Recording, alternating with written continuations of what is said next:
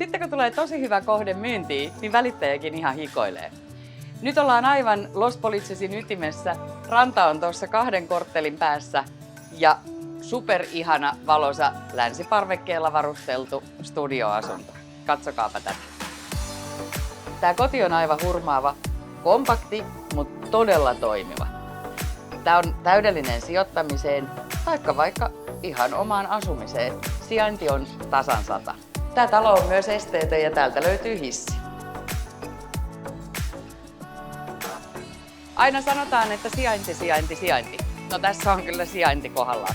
Vaikea päättää lähteekö Malagaan vai meneekö markkinoille. Mä menen nyt markkinoille. Soita mulle, mä oon Kirsi Sullomalta.